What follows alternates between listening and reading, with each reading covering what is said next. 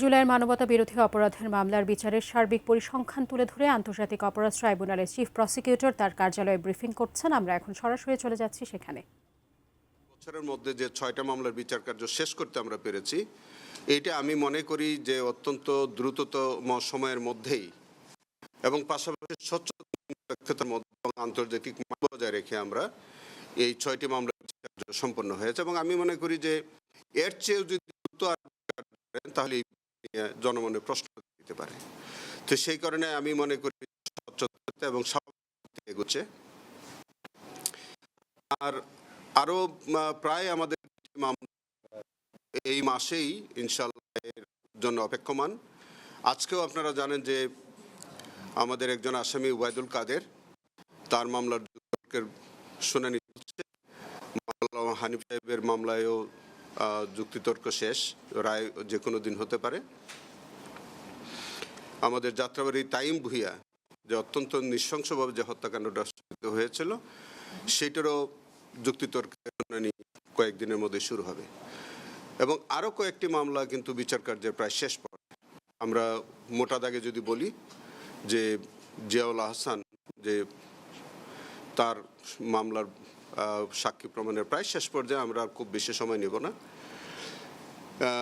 এই প্রক্রিয়ার মধ্যে দিয়ে আমরা শেষ করতে চাচ্ছি এবং আমরা সবচেয়ে প্রায়োরিটি দিয়েছি যে জুলাই আন্দোলনে যারা শহীদ হয়েছেন, যারা আহত হয়েছেন, পঙ্গুত্ব বরণ করেছেন, এই জুলাইয়ের মামলাগুলো খুব দ্রুততার সাথে আমরা ইনভেস্টিগেশন শেষ করে আমরা সম্ভাব্য আগামী 1 বছরের মধ্যে যাতে অন্তত জুলাইয়ের সমস্ত বিচার আমরা শেষ করতে পারি, সেই বিষয়ে আমরা একটা কমিটমেন্ট নিয়ে আমরা ইনভেস্টিগেশন এবং বিচার কার্যে আমরা কাজ করে যাচ্ছি।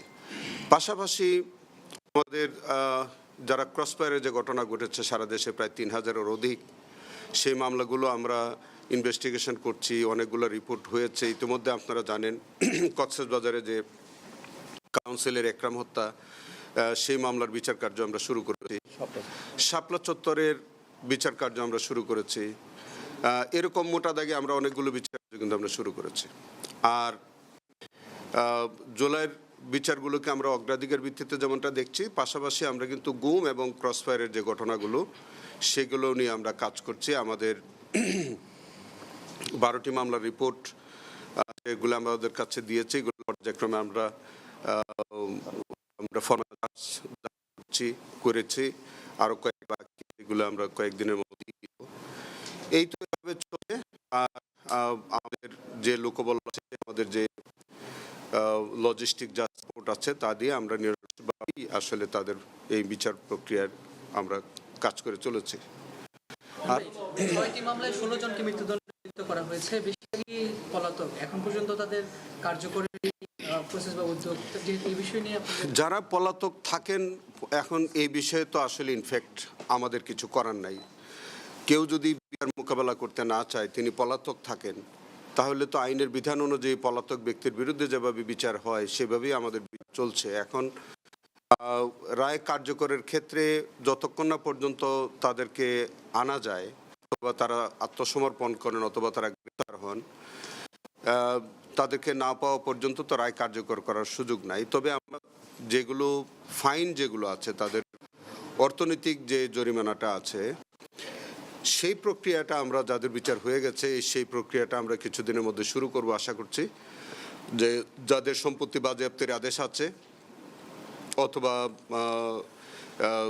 যে অন্যান্য যে অনেক 1 লাখ টাকা জরিমানা, 2 লক্ষ টাকা জরিমানা, বা এই যে ফাইনগুলো আছে বা সম্পত্তি কনফিসকেশনের যে আদেশগুলো আছে, সেইগুলো কিভাবে দ্রুত বাস্তবায়ন করা যায়, আসামি পলাতক থাকা সত্ত্বেও ওইটা করা যাবে। তো সেই প্রক্রিয়াটা শুরু করতে যাচ্ছি আমরা। এটা আপনাদের কাছে একটু ইনফরমেশন দিয়ে রাখি, কারণ আমাদের এখানে আন্তর্জাতিক অপরাধ ট্রাইব্যুনালে এই যাবৎকাল কোনো সম্পত্তি বাজেয়াপ্তির ঘটনা এবং সেই সম্পত্তিটা কি প্রক্রিয়ায় বাজেয়াপ্তিটা কার্যকর হবে, কিভাবে বিক্রি করে টাকা আদায় করে শহীদ পরিবারের মধ্যে বিতরণ হবে, এই বিষয়ে কিন্তু কোনো নজির নাই। তো আমরা প্রথমবারের মতো এটা শুরু করতে চাচ্ছি। আমরা আইন কানুনগুলো পর্যালোচনা করে দেখছি, সেখানে আমাদের রুলস অফ প্রসিডিউরের মধ্যে সুনির্দিষ্ট গাইডলাইন নাই। তো সেই বিষয়ে আমরা আন্তর্জাতিক আছে এই জায়গাগুলো আমরা পরীক্ষা নিরীক্ষা করে দেখতেছি।